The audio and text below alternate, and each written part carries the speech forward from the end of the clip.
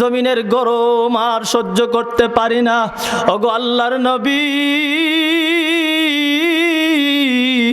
আজকের দিনে একমাত্র আপনি তো শাফাআত করতে পারবেন। আপনি বলেন না আল্লাহকে, আল্লাহ যেন বিচার কার্য শুরু করে দেয়। দয়ার নবী, মায়ার নবী, রহমতের নবী আল্লাহর কদমে সেজদায় পড়ে যাবে। মাকামে মাহমুদের মধ্যে গিয়ে আমার আপনার নবী সেজদায় পড়ে কান্না শুরু করে দিবে। আল্লাহ রাব্বুল আলামিন বলবে, বন্ধু মাথা উঠা,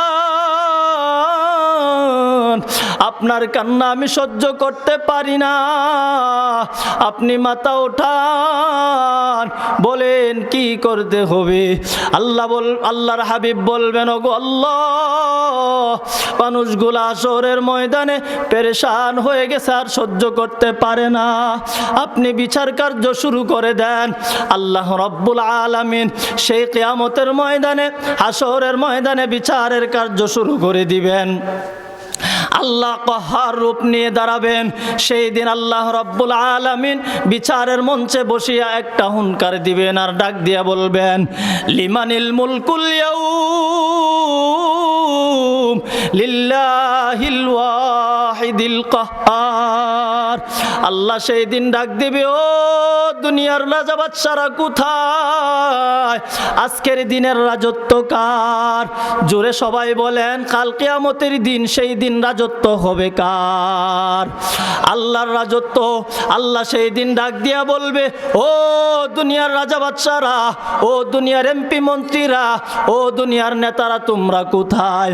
দুনিয়ার রাষ্ট্রপতি প্রধানমন্ত্রী তোমরা কোথায়? আসো, আজকের দিনের রাজত্ব কার? কোথায় তোমাদের রাজত্ব? কোথায় তোমাদের নেতাগিরি? তোমরা দুনিয়াতে জুলুম করছো, তোমরা জালেম। দুনিয়াতে ক্ষমতা পাইয়া জুলুম তোমরা বাড়াইয়া দিছো। দুনিয়াতে ক্ষমতা পাইয়া নিরহ মানুষের উপরে জুলুম করছো। আসো, আজকের দিনের রাজত্ব কার? সেই দিন কেউ কোনো কথা বলতে পারবে না। আল্লাহ নিজে ডাক দিয়া বলবেন, লিল্লাহিল ওয়াহিদিল কাহ্হার। আজকের দিনের রাজত্ব আমি আল্লাহর।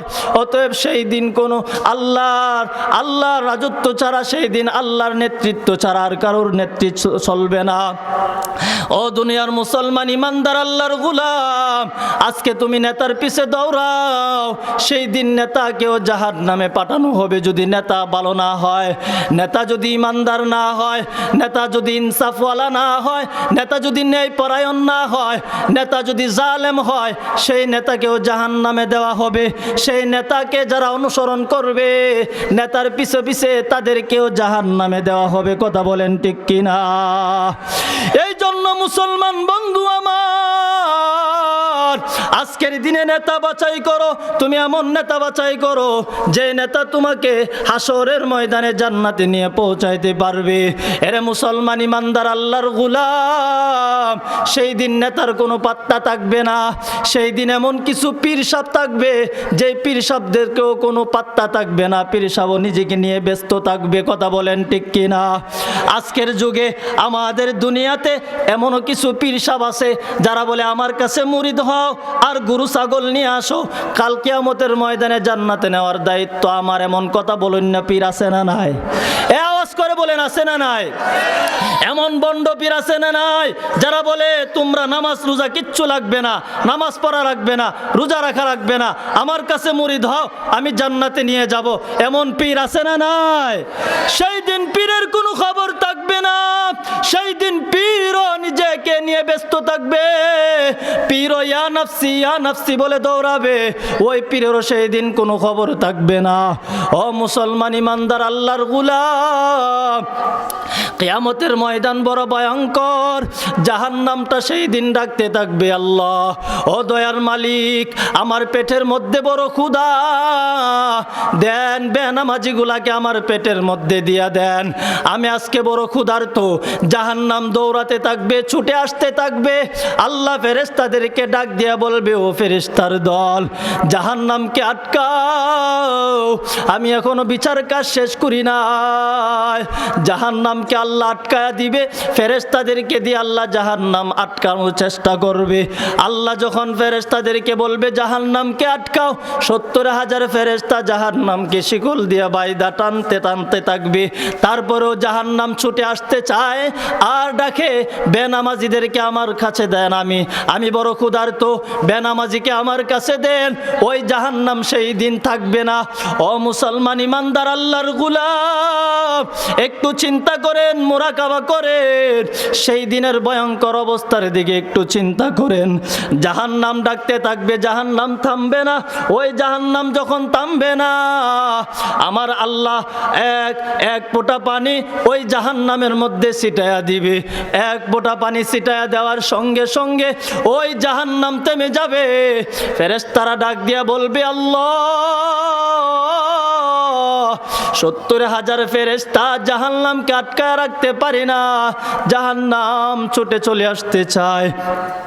ও আল্লাহ, এমন কি পানি আপনি ছিটায়া দিলেন যে পানির কারণে আজকে জাহান্নাম থাইমা গেছে? এটা কি আবে হায়াতের পানি নাকি জমজমের পানি?